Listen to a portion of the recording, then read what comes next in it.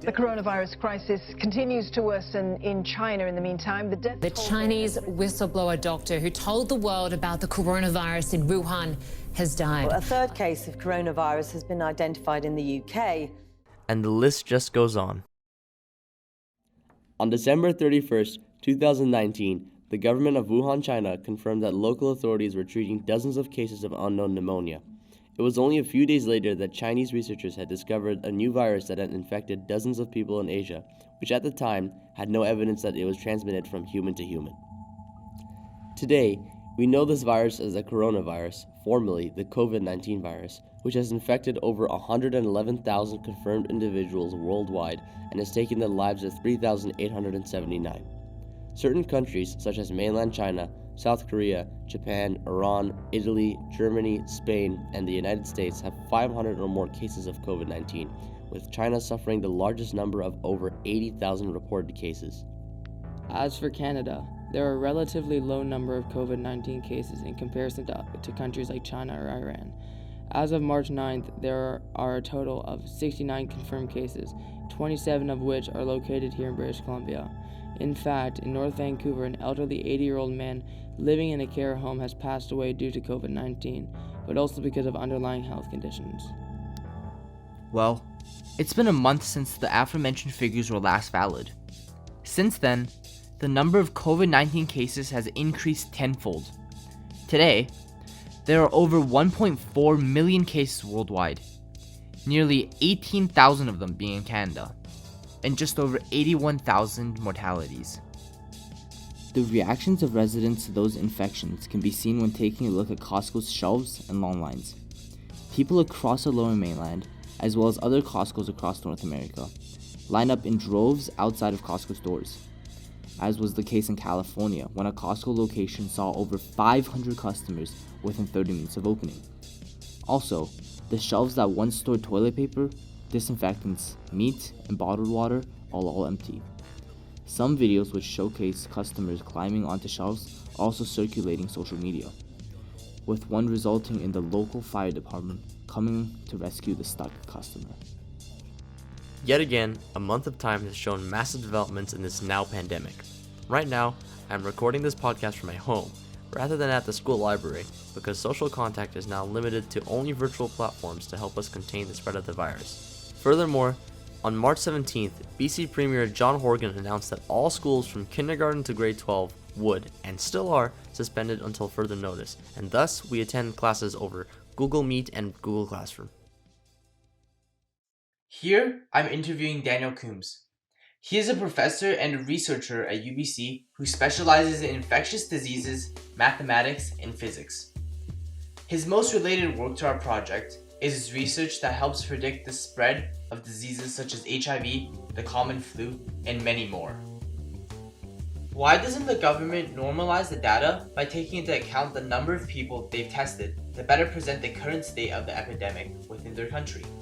Because it's very hard to know, right? So they're not testing like a random sample of the population. If you have symptoms, or if you live in an old people's home, or if you're a healthcare worker, then you're much more likely to get tested. But we've been trying to do some estimates of roughly maybe how many people are actually infected versus how many people are reported as being infected. And we think, there are different estimates floating around, but probably about 1 in 5 to 1 in 10 actual infections is being caught. And this is very rough, but this is like the best that we can do. Yeah. Ever since the beginning of the coronavirus, there have been people saying that the coronavirus is only fatally harmful if you have underlying health conditions or as an elderly person with underlying health conditions. However, there have been recent reports of young, relatively healthy people who have died as a result of contracting the coronavirus. How much truth would you say that there is to this statement that if you're young and healthy, you won't die of the coronavirus? I think that's not true. If you're young and healthy, first of all, some people have underlying conditions and don't know that they do, right? Because they're not always so severe. Yeah. But it is true that the majority of people who die from coronavirus are elderly. And even among the elderly group, a lot of them have some other conditions. And that's been true from the beginning in China, and it's true here. But we don't always know what those underlying conditions are, or whether we have them or not. And it does seem like there are some people who are in extremely good shape who maybe they didn't die, but they got really, really sick. But there is one group that seems to be very well protected, and that's extremely young kids. So I would be very careful. I wouldn't say that you're safe if you're young and healthy, but I think it's fair to say that if you're young and healthy, you're probably at quite low risk. But the reason we're having all the lockdown and quarantining and whatever is to protect people who are vulnerable, yeah. Okay. By treatments, are you referring to a cure for the coronavirus? Because in high school, students are taught that viruses don't have cures. Instead, the best way to deal with them is to make sure that people don't get them, which is usually accomplished through the use of vaccines. Well, I don't know, really. I mean, the textbook is right in a sense, right? This is the general picture, but there are still therapies. There are some flu antivirals that target the flu, and they definitely give you an easier time with the flu. Or, at the extreme end, if you have HIV, the reason that people are still alive who were infected with HIV back in the 1990s is that they've been taking antiviral drugs since then. So the antiviral drugs have been coming along. It's not the same story as it was in 1990. There's been big changes that I've seen through my career. Do you think that life, as we knew it, before the coronavirus, will only be a possibility once a vaccine for the coronavirus is actually found? Say that the number of cases drops significantly due to social distancing, to the point of government saying that's okay to go back outside, but no vaccine has been found. Is there a threat of a possible return of the coronavirus in that particular situation? This is a really tough question. I don't think anybody knows the answer to this in any country.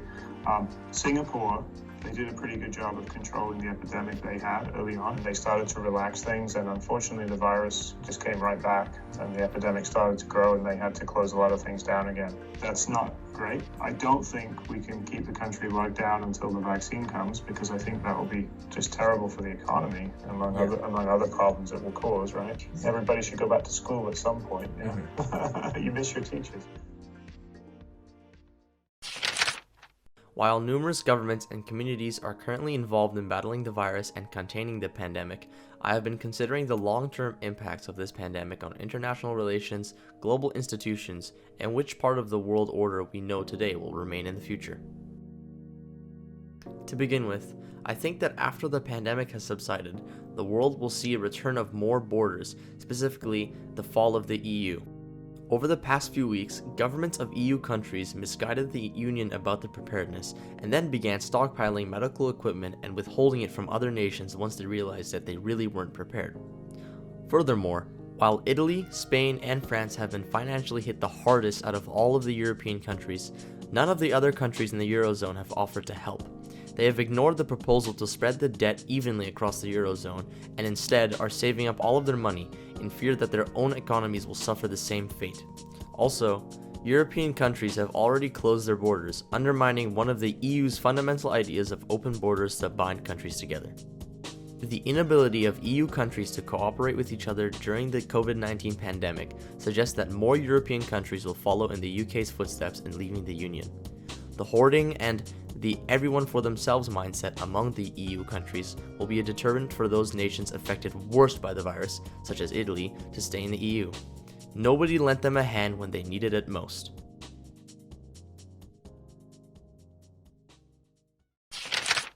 Another change that we will see on a global scale is the end of international institutions and organizations, and the World Health Organization is a prime example of why this will happen.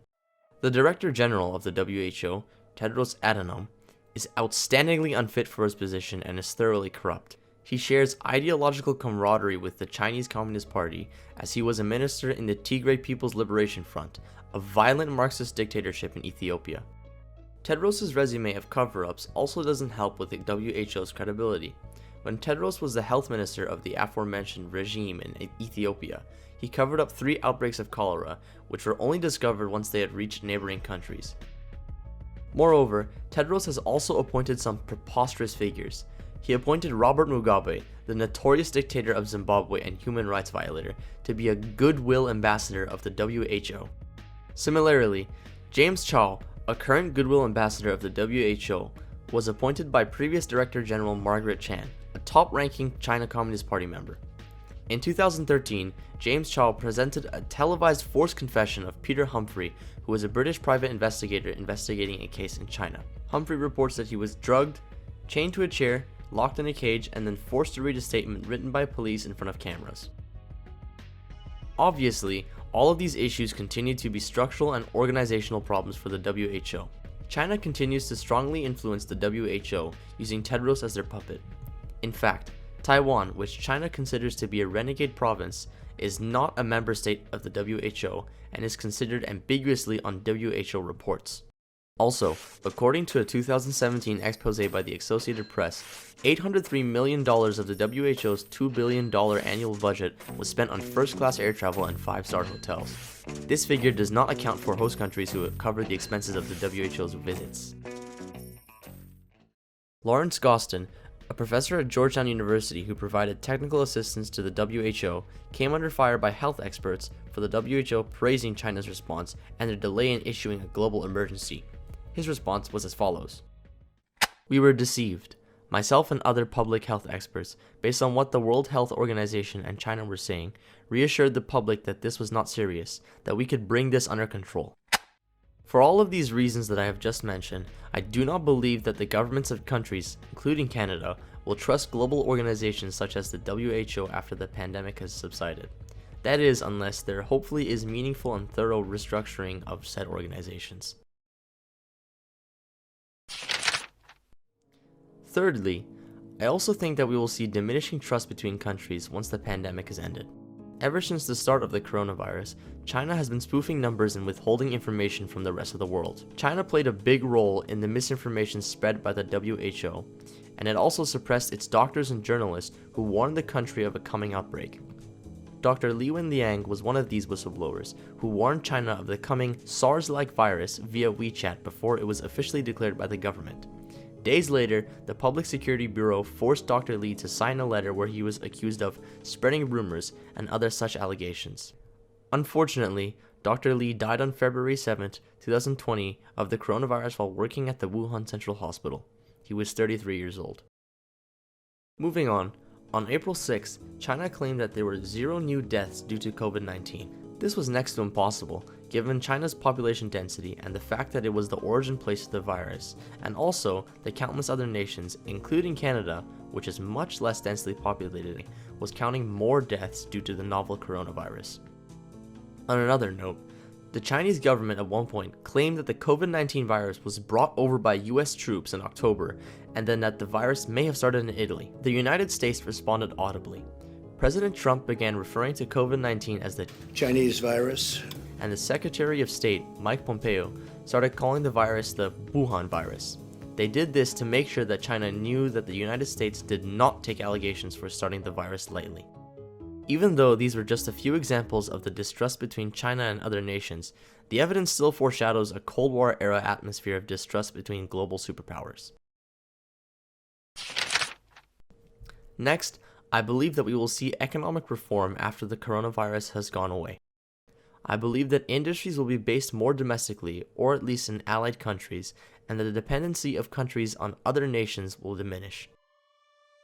One event that points towards this was when China blocked American companies such as 3M, who manufacture medical equipment and supplies, from exporting their products to the United States. The United States diverted a shipment of 200,000 N95 masks manufactured by a 3M subsidiary in China, destined to Germany, who had won the bid. German officials called this an act of modern-day piracy. China's Xinhua news agency, the official state-run press of the Chinese Communist Party, menaced its ability to control the United States' pharmaceutical exports. Xinhua News said it will then cause America to be plunged into the mighty sea of coronavirus. Recently, the Japanese government has set aside 243.5 billion yen to help manufacturers move their products out of China, despite China being Japan's largest partner in trading. According to the Japan Times, Chinese imports sank by nearly half in February. In March, a Japanese government panel on future investment discussed moving the production of high added value products back to Japan and the production of others across Southeast Asia. I also believe that another point of economic reform will be the prioritization of different occupations from now. We can go on without professional athletes playing, but we can't go on without healthcare workers and farmers. For instance, people have not been dying because the NBA season was suspended on March 11th due to the growing COVID-19 pandemic. Future paychecks might reflect this, and investment might leave entertainment industries. I don't believe that athletes like Lionel Messi will continue to make £26 million a year, while the average BC nurse doesn't even earn $100,000 annually. After scrutinizing the events that I have just described, it is evident that certain countries are eager to jump ship on the idea of relying on a globally scattered supply chain, and are interested in keeping things close to home, or at least in their cronies' backyards. Even if other nations are not interested, once the major global participants start packing their bags, then the rest of the countries will follow suit. Next, I think xenophobia will be another region of change after the coronavirus has ended. The novel coronavirus presented an opportunity for people to jump onto a bandwagon and blame foreigners for the virus, as well as ethnic groups besides theirs. When countries began placing travel restrictions on incoming flights from Wuhan and China as a whole, Chinese officials saw this as an act of xenophobia, and they retaliated by starting a smear campaign, which I will get into shortly. However, I do not see the travel bans as xenophobic, especially when the Chinese government itself was placing travel restrictions on those attempting to leave the city of Wuhan. There is also a lot of footage showcasing clashes between not only Wuhan citizens, but also Wuhan police officers trying to leave the city, and neighboring police forces preventing them from doing so. In regards to the smear campaign, the Chinese government decided to change the narrative and began blaming the United States military, as well as foreigners in general, for bringing the virus to China. Within China, things for foreigners have gotten a lot more troublesome. For example, supermarkets and restaurants in China are now denying service to foreigners. Some foreigners are also being evicted from their homes, and black people are being targeted in particular. A video films dozens of black people lined up on the street with nowhere to stay. Another photo shows a sign posted around Chinese community warning foreigners that they are not welcome. The sign goes out of its way to say, especially black people. On April 2nd, a cartoon was published in a Chinese WeChat post titled, "An Illustrated Handbook on How to Sort Foreign Trash." The cartoon showcases workers in protective gear throwing foreigners into appropriate garbage receptacles based on their offenses. The offenses range from violating quarantine to promiscuous romance scammers.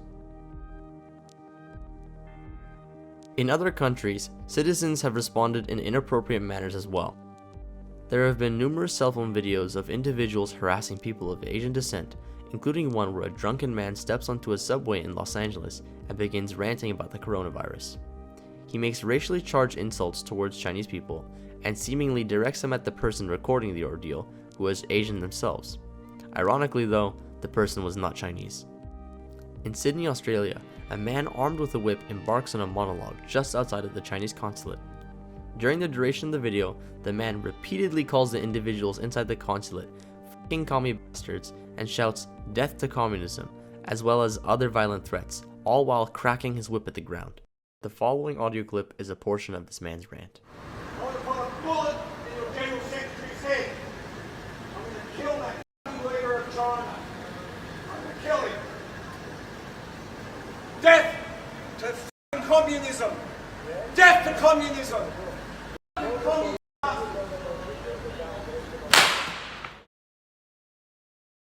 I think that all of these events are a part of a series of more xenophobia, not necessarily based on ethnicity, though it can be, that will grow bigger and bigger like a snowball rolling down a mountain.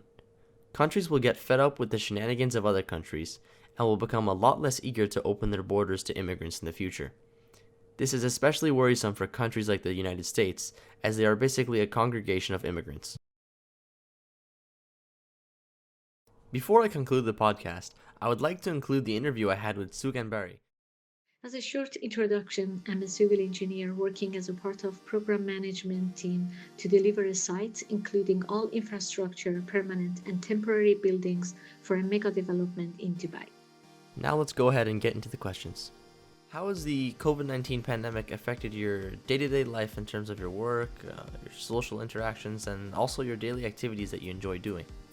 In terms of work, we have done a vigorous detailed planning to assess the risk and health and safety of all the parties involved, to understand the priorities and then split the teams and work to decide the people who are really essential to be in the offices and site and the people who can work from home. As you can imagine, it is extremely challenging to connect the work with all contractors, consultants, teams, project managers, logistics and else. But we should understand that resilience, strengths, planning, and positive approach help us to cope and work around the situation in this extraordinary time that we have not faced before. None of us work in a pandemic era at this magnitude. Social interaction, yes, it is quite difficult not to see our families and friends. We as humans love to socialize and need to feed our soul by interaction with outside world in forms of hanging in public places, from going to park, beach, cafe, theater, and things like that. It is a strange feeling being cut from all of this. Daily activities. I miss my long walk at the beach with fresh air, my yoga classes, my classmates, popping to our neighborhood bakery for fresh bread, and the things that was my very own thing with no planning, instruction, or restriction. Another question I have is, have the members of your community taken the virus seriously, and how have the local authorities responded to the situation? Well, I have to say a very strong yes to this question. Schools and university were all closed in earlier stage, online learning implemented. Closure of malls and smaller shopping centers followed quickly. Massive sterilization of the city, buildings have been all in process since a while ago. Science and awareness messages installed in supermarket and in communities. Stay home campaign and work from home plans initiated across the country.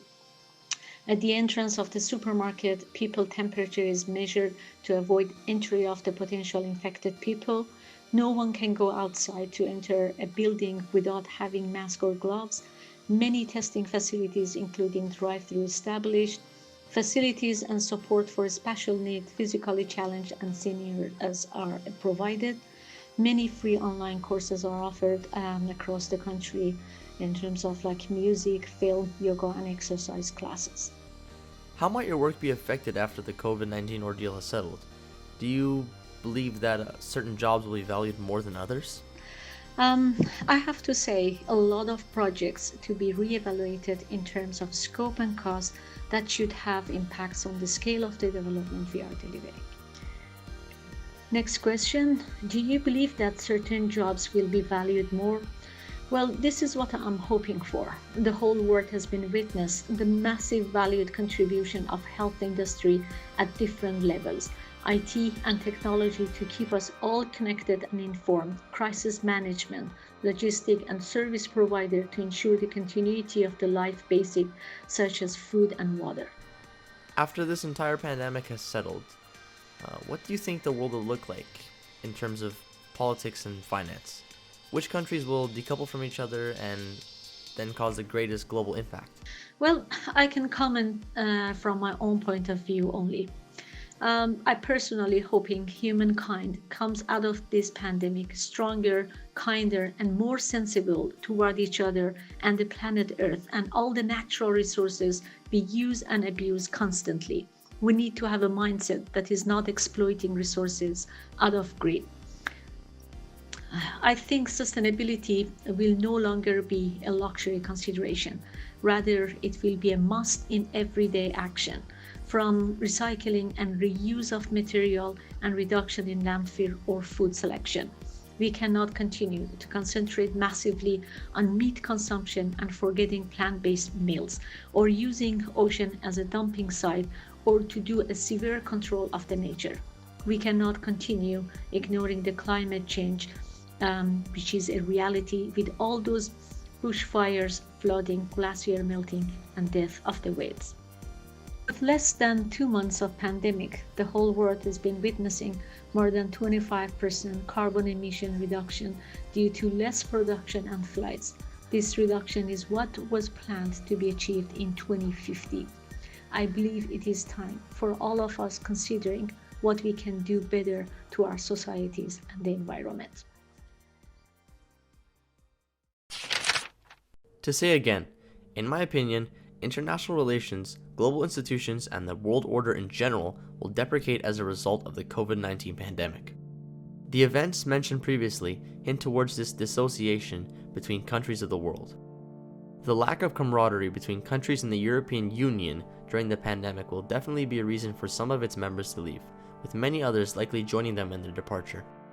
Additionally, the failure of the World Health Organization's containment of the coronavirus exposes how corrupt global organizations can be and will likely cause major participants to withdraw membership from these types of organizations. The trust between countries is starting to wane, especially between the United States and China after the accusations of who started the virus and how the Chinese Communist Party deceived the world. The COVID-19 pandemic has shown incentive for countries to move their industries out of foreign countries and instead put them closer to home or on the soil of their close allies. We will also likely see a re-evaluation of what occupations society considers important. To say again, growing xenophobia in the form of altercations between citizens and also government policies hint towards countries closing off their borders to immigrants, at least those originating from specific countries. I want to end off by saying that the global changes we will see don't have to be bad. The changing of the world in terms of global communities once the pandemic has subsided is inevitable. But people should make an attempt to make these changes for the betterment of society. Those responsible for the outbreak, as well as other unacceptable debacles, should be held accountable for their actions and should be punished. We should also learn from the mistakes and lies made during the COVID-19 pandemic so that we are better prepared to take on the next pathogen, literally and figuratively, that threatens the world. Which countries decouple from each other and cause the greatest global impact? Well, this is the tough one. I guess this is based on each individual country to assess their performance, at least for the last 10 years, and utilize their own lesson learned to plan for the path forward. No one can continue business as usual. Human health protection and control, vitality and independency will be the overarching factors. Then the countries with free border crossing or huge economic dependency will review their policies.